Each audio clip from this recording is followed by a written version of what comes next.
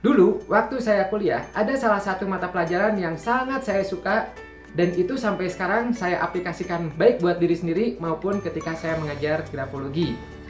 Yaitu apa? Yaitu adalah ilmu tentang mengingat, ya, cara mengingat.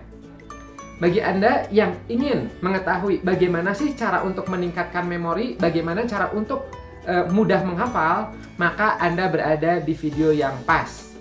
Dan video ini penting buat Anda. Dalam video ini saya akan sharing pada Anda tentang 15 cara atau teknik yang bisa Anda lakukan untuk meningkatkan memori atau daya ingat Anda. Jadi kebayang ya, ini bakal kepake banget nih ketika Anda menghafal nomor handphone, ketika Anda mau menghafal nama orang, ketika Anda mau menghafal nama alamat, dan sebagainya. Anda bisa mempraktekkan ilmu yang akan saya sharing ini. Sebelum melanjutkan, jangan lupa subscribe channel ini dan pencet loncengnya. Saksikan terus.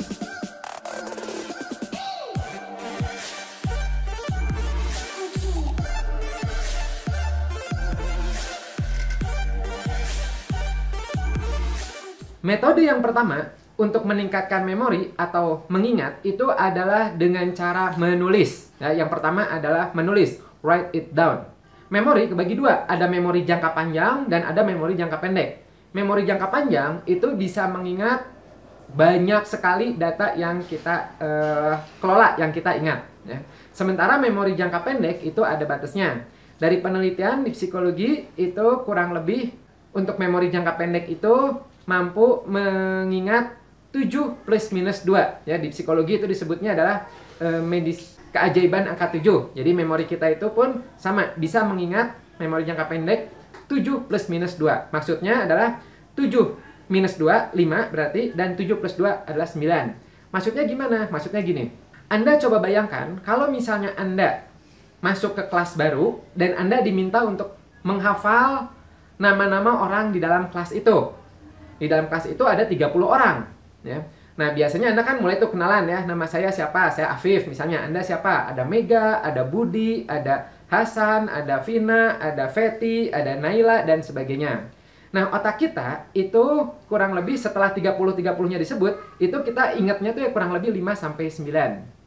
Nah, bagaimana cara untuk meningkatkan memori tersebut? Yaitu adalah dengan cara menulis. Itu langkah yang pertama. Contoh lain, misalnya Anda mau menghafal cara membuat kue sus. Dibandingkan dihafal semuanya di otak, akan jauh lebih baik ditulis saja, ya, write it down. Tulis, sehingga otak Anda itu space-nya masih memadai untuk menerima memori-memori jangka pendek. Toh nanti kalau misalnya Anda butuh, Anda bisa melihat lagi catatan yang sudah Anda tulis tersebut. Itu adalah cara pertama. Kemudian cara kedua adalah metode chunking. Chunking itu adalah memotong kecil-kecil, mengelompokkan kecil-kecil. Sebenarnya metode chunking ini cukup sering kita lakukan sehari-hari, ya. Cuman kita belum tahu aja apa itu namanya. Namanya adalah chunking. Seperti apa? Yaitu contoh, misalnya ketika Anda menghafal nomor handphone, kan itu suka dipotong-potong, ya. Contoh misalnya gini, Anda hafalkan nomor handphone ini.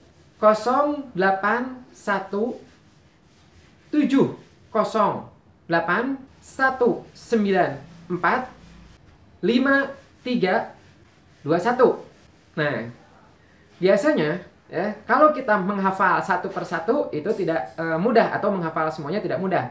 Tapi ketika Anda mengelompokkan menjadi beberapa bagian, ya, maka itu akan lebih mudah, apalagi kalau diikuti dengan asosiasi, ya, mengkaitkan dengan yang lain. Contoh, nomor tadi ketika Anda melihat lagi, ya, Anda bisa mengelompokkannya seperti 0817081945 Nah, itu motong, chunkingnya itu adalah motong-motongnya, dan 17081945 itu adalah asosiasi, mengkaitkan dengan sesuatu yang sudah kita ketahui sebelumnya. Tahu ya, 1708-1945 adalah apa? Ya, kemerdekaan Republik Indonesia. Jadi kalau misalnya diulangin lagi, berapa tadi nomor handphonenya? Hafal, ya kan gitu. Oh ya, 0817081945-123. Nah, itu adalah metode kedua. Begitu juga misalnya Anda menghafal nomor telepon. Misalnya 14011984. Dibandingkan itu semuanya, Anda bisa memotong-motongnya seperti misalnya dikaitkan dengan kayak kalender. Jadi 14/01/1984. Oh ya, 14 Januari 84. Nah, itu berikutnya akan lebih mudah. Coba berapa nomor handphonenya tadi? Nomor teleponnya? 14/01/1984. Nah, itu adalah metode yang kedua, yaitu chunking. Kemudian, metode ketiga yang bisa Anda lakukan dalam mengingat sesuatu adalah menggunakan metode akronim. Akronim itu adalah mengambil kata-kata depannya atau singkatan-singkatannya. Ya. Ini juga sama, sering kita pakai terutama waktu kecil, kayak misal, contoh nama-nama warna pada pelangi apa saja. Nah, biasanya di sekolah suka diajarkan Meijiku Hibiniu. Ya, nah itu singkatan akronim dari merah, jingga, kuning, hijau, biru, dan ungu. Contoh lagi, misalnya nama-nama planet. Nah, ada dua nih. Ada yang menggunakan akronim. Contohnya seperti ini. Mefebu, Mayusa, Uneplu. Nah, banyak yang hafal ya seperti itu ya. Gitu. Meskipun Plu sekarang Plutonya udah nggak termasuk planet. Cuman dulu itu suka diajarkannya seperti itu. Ya. Mefebu jadi Merkurius, Venus, Bumi, Mayusa, Mars, Jupiter, Saturnus, Uneplu, Uranus, Neptunus, dan Pluto. Ya. Nah, itu adalah akronim. Selain itu, akronim juga bisa berkembang lebih lanjut, yaitu metode keempat. Yaitu adalah membuat cerita lucu dari akronim tersebut. Contoh, kita ambil sama kayak tadi, mau menghafal planet-planet. Ya, ada Merkurius, Venus, Bumi, kita ambil nama-nama depannya. Ya. Kemudian Anda bikin cerita. Misal, Merkurius, Venus, berarti M, V, Bumi, B, Mars, M lagi, Y, Jupiter, S, Saturnus, kemudian U, Uranus, N, Neptunus, dan P, Pluto. Nah, itu dibikin cerita seperti ini. Misalnya, membawa vas bunga mawar yang sudah usang nanti petang. Apa tadi? Membawa vas bunga mawar yang sudah usang nanti petang. Nah, lebih mudah dihafalkan kan? Oh ya, membawa vas bunga mawar yang sudah usang nanti petang. Nah, itu untuk akronim dan juga dalam bentuk cerita gitu. Nah, itu adalah langkah keempat, yaitu membuat cerita lucu dari akronim. Kemudian, yang kelima, metode menghafal atau meningkatkan memori adalah memiliki waktu yang luang untuk mempelajarinya. Jadi jangan dipadatkan ya. Kalau dulu zaman kuliah tuh suka ada istilahnya SKS, sistem kebut semalam. Besok mau ujian, kemudian baru malam itu mengeluarkan 10 diktatnya, ya 3 buku tebalnya, 4 fotokopi catatan, ya dibaca dalam satu malam. Nah, itu tidak efektif. Sebaliknya, ya metode kelima ini adalah luangkan waktu mendingan sedikit-sedikit tapi banyak. Ya gitu. Itu dalam belajarnya. Jadi kalau Anda mau menghafal, ya menghafal mau ujian atau menghafal apapun itu, mendingan dipecah-pecah sedikit-sedikit, ya 1, 2, 3, 3, 3 misalnya gitu, dibandingkan langsung 30. Kemudian yang keenam. Nah, ini menarik nih, dan ini termasuk salah satu yang paling sering saya lakukan ya ketika mempelajari sesuatu. Kayak contohnya mempelajari ini, ya, yaitu apa? Mengajarkan ke orang lain. Ini suka disebutnya adalah protage effect, yaitu dengan kita mengajar, sebenarnya kita itu sedang belajar. Ya, jadi ketika kita mengajar, kita belajar.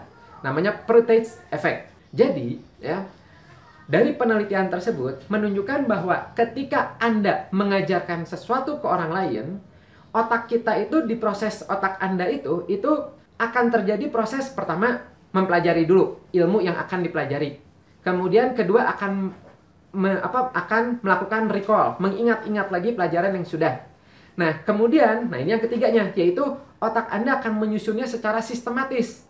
Jadi ketika Anda mengajarkan sesuatu tuh otak Anda akan merangsang, memaksa untuk menyusun informasi yang Anda terima itu secara sistematis.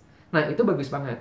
Jadi sistematis, organize ya menjadi lebih clear, lebih jelas. Nah, bahkan ada penelitian di dalam penelitian tersebut itu diadakan games ya. Jadi penelitian seru-seruan gitu. Kurang lebih penelitiannya seperti ini. Jadi satu siswa diminta untuk mempelajari informasi, kemudian diminta untuk mengajarkan ke yang lainnya. Kemudian dia untuk mengajarkan ke yang lainnya lagi, ya. Terus seperti itu. Nah, ternyata ya dengan yang belajar dan mengajarkan ke orang lain, itu kemampuan mengingatnya menaik secara signifikan. Ya, jadi kalau di Muslim ya itu ada yang namanya ketika Anda mengajar satu ilmu, maka Allah akan memberi ilmu yang lebih banyak lagi ya dibandingkan ilmu yang Anda sharing. Jadi perbanyaklah Anda untuk mengajarkan. Kemudian yang ketujuh adalah metode repetisi pengulangan. Tapi ada catatannya, yaitu diikuti dengan suara yang keras ya, dengan bersuara gitu. Memang repetisi aja itu sudah bagus. Tapi dari penelitian itu ketika kita mengucapkan, ya, menyuarakan, itu dampaknya lebih tinggi ya ke dalam memori Anda. Tuh, jadi kalau Anda menghafal, misalnya belajar bahasa Inggris, belajar bahasa Arab, ya, atau menghafal ayat Al-Quran, ya, nah itu Anda bisa mengulangnya dengan suara, ya gitu. Itu lebih meningkatkan memori Anda. Kemudian yang kedelapan, untuk meningkatkan memori, kalau Anda mau menghafal, itu adalah Anda uji diri Anda sendiri. Jadi setelah Anda mempelajari, Anda coba uji ya. Boleh Anda membuat soal sendiri atau Anda baca soal-soal yang ada di situ. Karena ketika kita mengerjakan soal atau pertanyaan yang ada, itu otak kita sama seperti sebelumnya akan merecall informasi yang sudah kita proses ya. Dan juga membantu Anda untuk mengetahui mana yang masih miss, mana yang masih kelewat. Misal Anda diminta untuk menghafal 10 nama. Anda, oke, kalau gitu saya menguji nih. Yang ini namanya tadi siapa ya? Oh, ini namanya Budi. Yang ini namanya Santi. Yang ini namanya Hasan. Yang ini, nah ini siapa ya? Nah, gitu. Jadi membantu otak Anda selain untuk merecall juga mengetahui di mana miss-nya. Ya, itu adalah teknik yang ke-8, yaitu menguji diri Anda sendiri. Kemudian yang ke-9 adalah teknik why. Ya, teknik kenapa. Tanyakan diri Anda kenapa atas informasi yang Anda terima. Suka disebutnya adalah elaborate interrogation. Jadi ada penelitian yang dilakukan oleh APS ya, APS itu Association Psychological Science. Itu mereka meneliti 3 kelompok siswa. Jadi ada kelompok pertama ya beberapa siswa, kelompok kedua beberapa siswa, dan kelompok ketiga beberapa siswa. Nah, mereka diminta untuk membaca kalimat. Kalimatnya seperti ini. Seorang pria lapar masuk ke dalam mobil. Udah, cuman itu ya. Kelompok 1, kelompok pertama tadi, udah cuman itu aja. Silahkan baca kalimat ini, udah. Kelompok kedua ya, dikasih penjelasan tambahan, yaitu seorang pria lapar masuk ke dalam mobil untuk pergi ke restoran. Itu adalah kelompok yang kedua. Kelompok yang ketiga itu seperti ini. Seorang pria lapar masuk ke dalam mobil. Kemudian penelitinya menanyakan ke kelompok 3 ini. Menurut Anda, kenapa pria lapar ini masuk ke dalam mobil? Nah, biar nanti mereka jawab tuh. Ada yang, oh ya karena apa? Oh ya karena ada makanan di situ. Oh ya karena apa? Nah, itu jawabannya silakan. Bebas, ya gitu.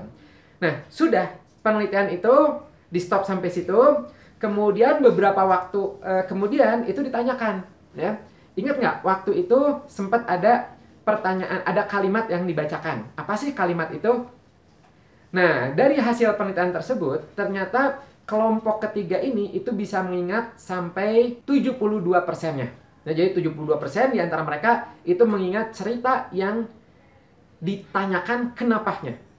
Sementara kelompok 1 dan kelompok 2 itu hanya mengingat 37%-nya. Jadi cukup signifikan ya, dengan menanyakan kenapa, itu bisa meningkatkan memori Anda. Dan ini bisa Anda aplikasikan juga pada anak Anda. Kalau Anda mau mengajarkan anak Anda, misalnya lagi musim sekolah, ujian gitu, ya, tidak ada salahnya Anda tanyakan kenapa. Misalnya, kenapa hujan itu turunnya dari langit? Ya gitu. Biarkan dia jawabnya apa, ya gitu. Yang penting ketika dia udah ada proses mencari tahu kenapanya, itu sudah bagus. Diharapkan sudah semakin menempel di memorinya. Oke, nah sekarang yang ke-10. Yang ke-10 adalah praktek, dan praktek. Praktek ini berfungsi banget ya untuk mengubah informasi yang sudah Anda terima menjadi ke dalam, jadi yang masuk ke memori jangka pendek, berubah ke memori jangka panjang, bahkan bisa juga berubah ke dalam autopilot. Tahu autopilot ya? Otomatis. Contoh misalnya gini. Coba Anda tulis atau Anda ingat lagi nama lengkap Anda. Langsung muncul, ya langsung ingat, seret, ya gitu.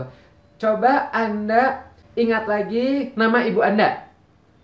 Coba Anda ingat nomor handphone Anda atau alamat email Anda. Ya gitu. Nah, itu jawaban-jawaban itu sudah terjadi secara otomatis. Nggak perlu lagi Anda merecall memori jangka pendek atau memori jangka panjang. Itu namanya adalah otomatik. Ya. Seperti misalnya seperti ini juga. Ketika Anda bose sepeda atau nyetir motor atau nyetir mobil.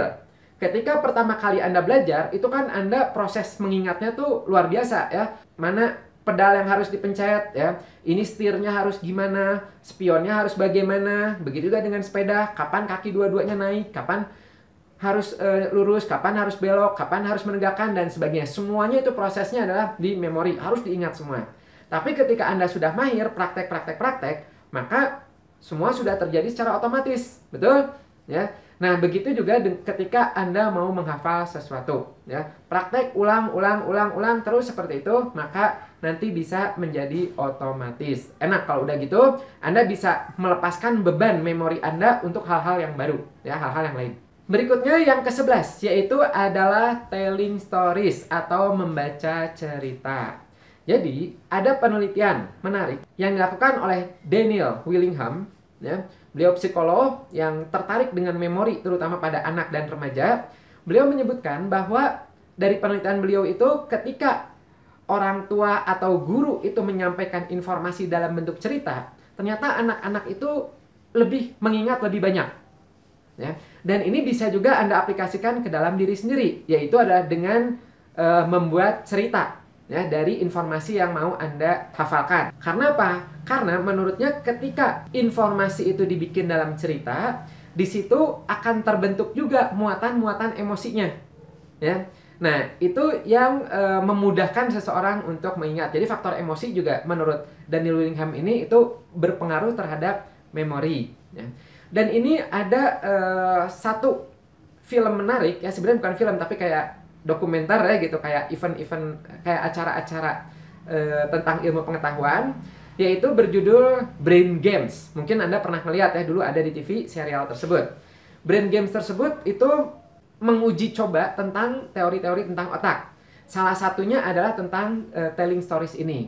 Jadi ada dua kasus nih ya. Kasus pertama adalah ada orang diminta untuk menyebutkan kembali nama-nama hewan yang disebutkan oleh teman-temannya. Jadi misal ada 20 orang teman-temannya, kemudian masing-masing menyebutkan nama binatang, bebas. Misalnya penguin, semut, kucing, kecoa, kuda, zebra, gajah dan sebagainya. Ya, kemudian orang ini itu diminta untuk mengulanginya secara berurutan.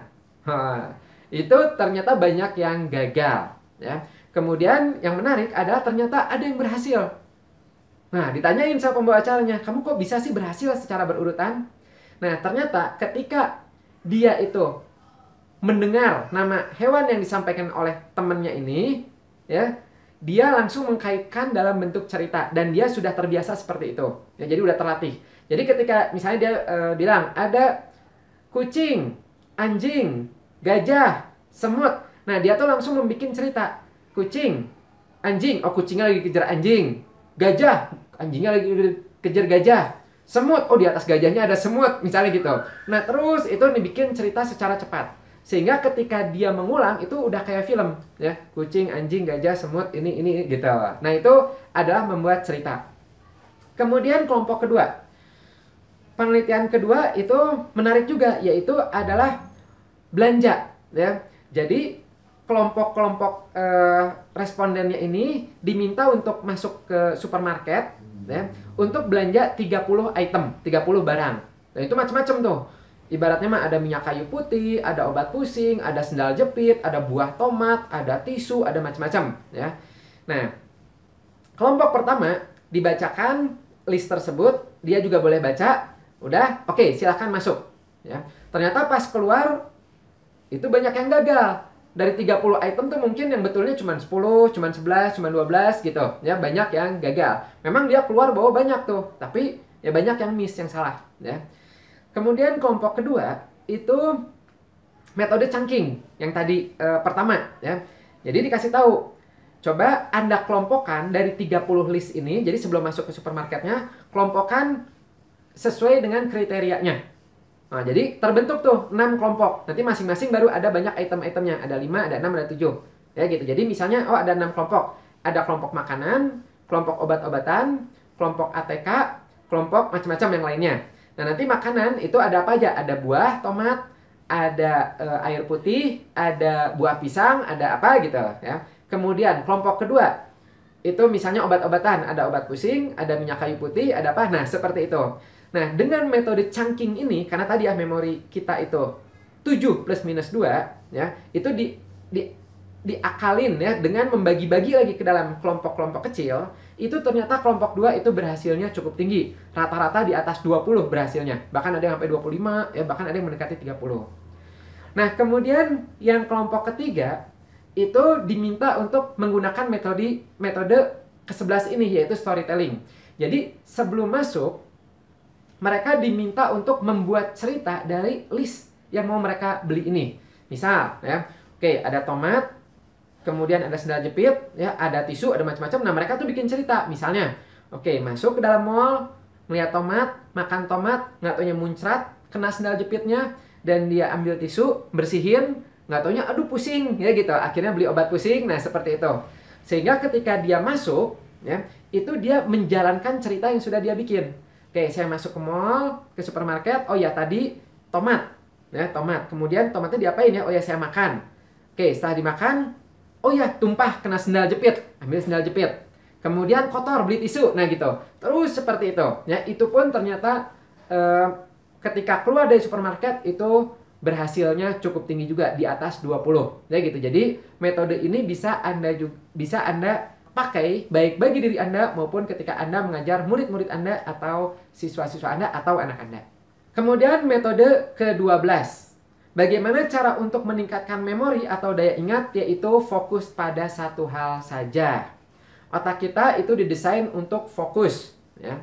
Memang kalau keterampilan bisa menguasai beberapa hal, tapi ketika mengingat ya, itu kita hanya fokus pada satu hal saja. Ibaratnya mah seperti ini. Anda coba ya, saat ini bisa nggak Anda fokus mendengarkan saya, tapi juga fokus dengan suara ada di sekitar Anda, juga fokus dengan handphone Anda, juga fokus dengan macam-macam di sekitarnya, itu akan susah ya. Anda bisa melakukan tes sederhana seperti ini. Anda minta teman Anda untuk menghafalkan alamat yang mau Anda sampaikan. Misalnya alamat tempat beli makan nanti siang, ya, atau alamat rumah Anda dengan clue-cluenya, ya. Misalnya nanti tempat makannya itu ada di jalan ini, sebelumnya ada bank ini, sebelah kirinya ada cat warna apa gitu. Tapi teman Anda minta untuk sambil menjawab pesan di handphonenya, atau sambil bermain games, atau sambil menjawab telepon dan sebagainya, ya. Itu bisa dipastikan akan buyar, ya gitu. Nah, itu pun yang bisa terjadi pada Anda ketika Anda menghafal tapi terdistrak dengan beberapa hal lain. Sehingga kalau Anda mau mengingat, ya, disarankan hapus dulu distraksinya, matikan handphone atau jauhkan handphone, ya, dan Anda fokus pada hal yang mau Anda pelajari aja. Ya, itu adalah teknik ke-12. Nah, bagi Anda yang ingin tahu cara meningkatkan fokus dan konsentrasi, ya, karena ini ternyata ada tekniknya, ada caranya, ya. Nah, itu Anda bisa menonton video saya yang ini, ya, yang ada tombol i-nya ini, informasi, silahkan pencet di situ, ya. Nanti itu akan terlink pada video saya yang berhubungan dengan cara Anda untuk meningkatkan fokus dan konsentrasi. Sekarang kita masuk metode ke-13, yaitu adalah banyaklah baca buku atau baca informasi lainnya, terutama dari buku. Masih dari penelitian yang dilakukan oleh Daniel Willingham, itu beliau menyebutkan bahwa semakin Anda banyak membaca buku, maka informasi Anda semakin banyak, sehingga ketika Anda mempelajari hal-hal baru yang berkaitan sama hal tersebut, itu akan jauh lebih mudah ingatnya dibandingkan Anda nggak tahu sama sekali. Ya. Jadi semakin Anda terbiasa banyak baca buku, menambah wawasan, maka ketika Anda mempelajari hal yang mendekati itu akan lebih mudah untuk mengingatnya. Dan ini juga yang suka saya sarankan kepada siswa-siswa saya dalam belajar grafologi, ya. Belajar grafologi itu kompleksnya luar biasa, apalagi metode Karos, ya, itu bayangkan aja dalam satu analisa, ketika kita menganalisa satu tulisan tuh, kita bisa menganalisa lebih dari 400 tanda dalam tulisan. Banyak banget yang perlu dianalisa. Dan untuk menghafal itu nggak mudah, ya. Nah, bagaimana cara untuk memudahkannya? ya, selain metode-metode lain yang tadi sudah saya pelajari, saya sampaikan, ya, itu bisa juga saya suka menyarankan baca literatur-literatur grafologi lainnya, ya. Mau dari Bu Erika Karos seperti ensiklopedianya, dari inner circle-nya, dari penelitian-penelitian jurnalnya, dari Sunday Lessons-nya, silakan, atau mau dari yang lain juga silakan, ya gitu. Sehingga ketika mempelajari tanda-tandanya itu karena sudah terbiasa, wawasannya lebih luas, maka lebih mudah nempelnya. Anda mau belajar masak pun demikian, ya. Nah, menghafal nama-nama bumbu itu nggak mudah bagi yang tidak terbiasa berhubungan sama masakan. Tapi ketika Anda sudah terbiasa, oh saya tahu nasi goreng seperti ini seperti ini. Anda baca resepnya dari internet, ini tuh apa ya? Anda pelajarin. Nah, sehingga ketika Anda menemukan menu baru, itu akan jauh lebih mudah, lebih cepat nempelnya. Oh ya, ini tahu. Oh ya, ini. Oh ya, kebayang. Oh ya, gitu. Ya. Itu adalah metode ke-13, yaitu perbanyaklah baca buku. Oke, sekarang adalah ke-14. Metode untuk meningkatkan memori atau daya ingat itu adalah dengan tidur yang cukup. Tidur itu penting banget. Banyak penelitian yang membahas tentang ini, banyak banget, ya. Nah, juga ketika Anda tidur, ya, otak Anda itu, tubuh Anda memang istirahat, tapi otak Anda itu bekerja secara optimal. Yaitu apa? Mereka akan membentuk sinaps-sinaps baru, kaitan-kaitan baru, terutama berkaitan dengan apa saja yang sudah Anda pelajari di hari itu atau hari-hari sebelumnya. Bahkan dari penelitian itu menunjukkan juga bahwa ketika tidur tuh otak kita itu bukan mengoptimalkan apa yang baru kita pelajari saja, melainkan dia akan mengkaitkan informasi-informasi yang kita miliki saat ini, ya, yang baru dipelajari, dengan memori-memori yang sudah ada sejak dulu kala. Ya gitu. Jadi di otak kita yang dulu belajar, yang baru belajar, nah itu akan dikaitkan sehingga lebih oke lagi, ya. Nah, inilah makanya kenapa disarankan Anda memiliki jam tidur yang cukup. Anak-anak Anda pun disarankan tidur yang cukup. Jangan begadang, main handphone sampai tidurnya tengah malam, pagi harus bangun sekolah, itu kurang baik untuk otak. Begitupun penelitian yang dilakukan pada siswa-siswa yang menjelang ujian. Jadi, ternyata ketika, kan banyak ya di antara kita itu, termasuk saya pribadi dulu ya, ketika mau ujian tuh yang SKS tadi ya gitu. Jadi ketika mau ujian, waduh ya semalaman itu bisa nggak tidur. Atau tidurnya subuh, fokus untuk mempelajari materi yang akan diujikan besok. Itu dari penelitian ternyata tidak efektif. Memang besoknya kita bisa menjawab banyak soal-soalnya, hampir semuanya terjawab. Tapi hasilnya apa? Banyak yang salah. Harusnya jawabnya ini, kita malah jawab yang lain, karena ketukar-tukar. Ya. Kemudian juga itu nanti akan masuknya ke memori jangka pendek banget. Cuman hafalnya ya cuman untuk hari itu aja. Ya mungkin 2 hari masih ingat, tapi udah untuk jangka panjangnya itu banyak yang lupa. Dari sebanyak buku yang Anda pelajarin, mungkin yang ingatnya cuman beberapa ilmu aja. Ya gitu, cuman beberapa materi aja gitu. Jadi sarannya adalah tidur yang cukup. Ya, kurang lebih ya 7 sampai 8 jam. Meskipun ada beberapa orang yang 4 jam, 5 jam juga cukup, ada ya banyak. Tapi sudah melewati kebiasaan, ya kayak Profesor B.J. Habibie, yaitu kalau literatur yang saya baca, beliau tidurnya sekitar 4 jam. Ya, tapi memang karena sudah terbiasa sehingga tempo tubuhnya sudah mengikuti. Kemudian kita masuk yang terakhir, yang ke-15, yaitu bagaimana cara untuk meningkatkan memori dan daya ingat adalah dengan minum yang cukup. Minum air putih yang cukup. Minum itu penting. Ya, air putih itu penting buat tubuh Anda. Seringkali kita karena saking fokusnya kerja, maka lupa minum. Seringkali kita minum hanya kalau haus aja, betul nggak? Ya, padahal itu tidak direkomendasikan. Ya, haus itu menjadi salah satu sinyal bahwa tubuh kita itu membutuhkan minum. Tapi bukan berarti kita itu minum hanya kalau haus aja. Disarankan kita itu minum kalau bisa minimal 8 gelas sehari. Ya. Ketika Anda kurang minum, apa dampaknya? Selain dehidrasi, juga itu ternyata berpengaruh terhadap mood. Berpengaruh juga terhadap konsentrasi, jadinya nggak fokus. Berpengaruh juga terhadap daya tahan tubuh, menjadi kurang. Ya. Jadi kebayang kalau misalnya moodnya, konsentrasinya lagi berkurang, kita diminta untuk menghafal pun jadinya rada susah karena mudah terdistraksi nantinya. Ayo, Anda sudah minum belum? Nah, bahkan dari penelitian-penelitian, hasil penelitian tersebut menyarankan pada Anda, ya, atau pada siswa-siswa Anda, ketika sedang periode ujian, misal ujian 2 jam, 3 jam, itu disarankan membawa air putih, minum air putih. Ya. Dari penelitian tersebut itu menunjukkan bahwa yang ketika lagi ujian minum itu meningkatkan rentang konsentrasinya, fokusnya, dan juga performanya dalam mengerjakan ujian. Ya, jadi Anda, kalau saya sih menyarankan Anda itu memiliki botol sendiri, ya, yang diisi dengan air putih, ya gitu. Jadi ketika Anda lagi keluar, lagi di meja kerja Anda, ada botol punya Anda sendiri, dan itu bisa lebih terukur nantinya. Ya, misalnya berapa liter ya gitu, berapa mililiter, berarti Anda kebayang sehari harus berapa botolnya Anda. Nah, itu adalah metode ke-15. Oke, sampai sini metode-metode untuk meningkatkan memori dan daya ingat Anda. Oke, nah kalau kita rekap, yang pertama adalah dengan metode menulis, ya. Yang kedua adalah metode chunking, memotong-motong. Yang ketiga adalah menyingkat menggunakan akronim. Yang keempat adalah menjadikan cerita ya dari akronim tersebut. Kelima adalah memiliki waktu yang memadai untuk menghafal, jangan terlalu mepet atau buru-buru. Yang keenam adalah menguji diri sendiri dengan informasi yang sudah didapat. Ketujuh adalah mengajarkan orang lain, karena dengan mengajarkan kita sebenarnya belajar. Kedelapan, merepetisi, mengulangi dengan suara yang besar, ya, dengan suara.